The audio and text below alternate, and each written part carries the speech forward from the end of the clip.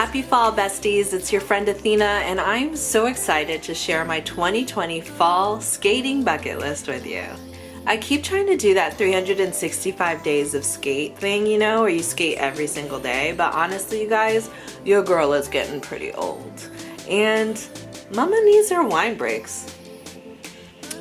Luckily, I'm all about a good checklist, and instead of 365 days of skate, I'm thinking about doing like a season of skating and just doing it one season at a time. But if you're here because you want to know about my fall 2020 skating goals, then stay tuned.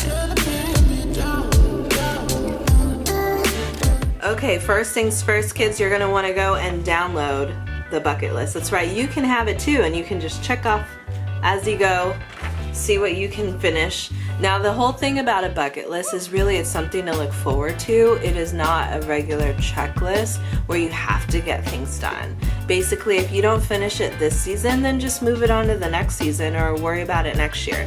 But it just kind of is a guide to get you through the season, at least for me anyways. So the first thing on my bucket list is to skate in a new location. Now, I live in Southern California. I happen to live really close to Venice Beach, and so I'm kind of in the mecca of roller skating. I'm not gonna lie. I feel really blessed for that.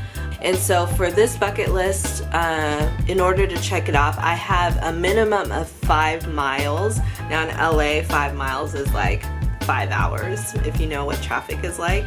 I have a 5-mile radius of where I can go. So just because I skated in my parking garage one day doesn't mean that I can just go and skate on the tennis courts of my apartment building the next day. I have to switch it up in order for me to be able to check that one off the list. The next one is skate costume, and this one is perfect for fall because obviously Halloween is here, and this year Halloween is on a Saturday, and I refuse to cancel Halloween. Like, it is not happening, you guys. So I'm thinking about maybe getting some of my skate friends together and doing a Halloween skate meetup thing. So if you're in LA and you want to join, then please leave it in the comments below, and so I can let you know when and where we're going to be. I'm also thinking about doing a video for you on different costume ideas to wear with your roller skates. So let me know if you're interested in that too. I have some ideas. I think it could be really, really fun. The next one is to learn a new dance move. Now, I'm probably gonna be more of an artistic skater than a jazz skater, and that has to do with the fact that not every black person in the world has rhythm. I mean, I can keep a beat, but that like swag train kind of missed me. I'm just your basic awkward black girl.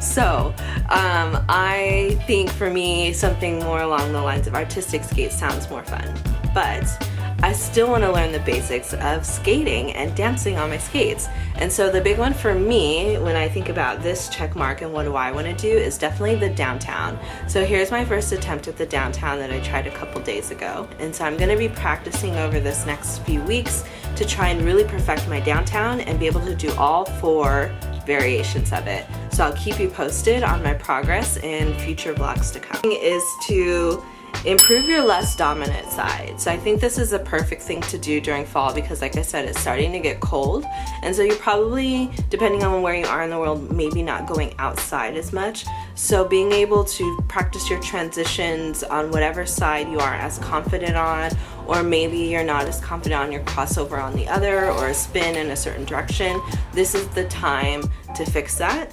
And so it's pretty self-explanatory. I'll be doing the same, and hopefully by winter time I'll be confident doing things on both sides. Next is to learn a new skate transition, and I have here in my notes that I want to learn how to do the waltz, but I'm honestly not sure. Is the waltz a spin or is it a transition?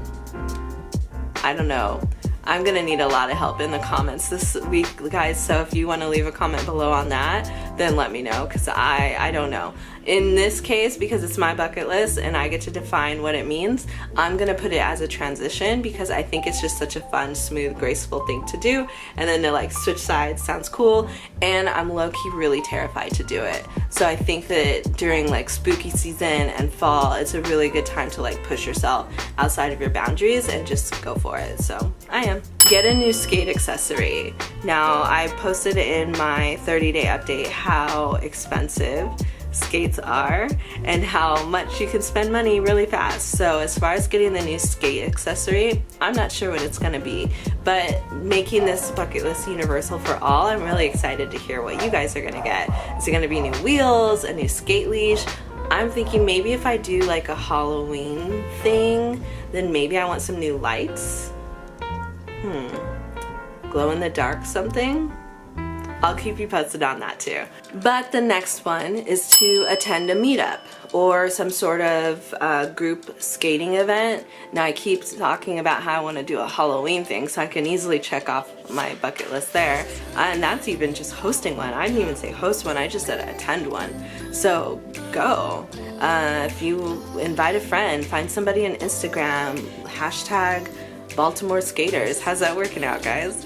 And find somebody and skate with them and check that one off the bucket list. And maybe they're not a skater, maybe they ride bikes, or maybe they skateboard or something else. Then that's still a group meetup. I think what's fun is you can combine some of these things too. So you could have a meetup in a new place, and look, two birds, one stone. Or that's a little morbid, so usually I like to say like one hammer, two nails, right? Then nobody dies in this scenario. But it works, so give it a go. And the last one that I have is try something new that's outside of your comfort zone. And of course, I've already mentioned the fact that this waltz thing makes me scared and it's outside of my comfort zone. But the biggest thing for me that's really scary are hills. Like any sort of like decline, like 1%, anything that makes me like gain speed and start to roll really fast uncontrollably, I'm really scared. But it's on my bucket list and I'm gonna work at it. I'm gonna be bombing some hills by the time December comes, which happens to be my birthday. So happy birthday to me. I'm gonna hopefully not break a leg in the process. We'll see. But yeah, that's the bucket list, guys. That's my fall 2020 goals. I'm really thankful for you guys coming back each week and watching and being a part of this journey with me. I honestly wasn't sure if I was gonna film anything today because I'm like, oh, I'm in grad school and I still work and it's overwhelming, but you know what? I get so much joy opening up my YouTube and seeing a little red button alarm saying that I have a new comment or a new friend here in this world. So thank you so much for that, and I hope you have a really good rest of the week, and I promise I'll be back next week. I'm thinking with some Halloween costumes, so let's do this, yeah?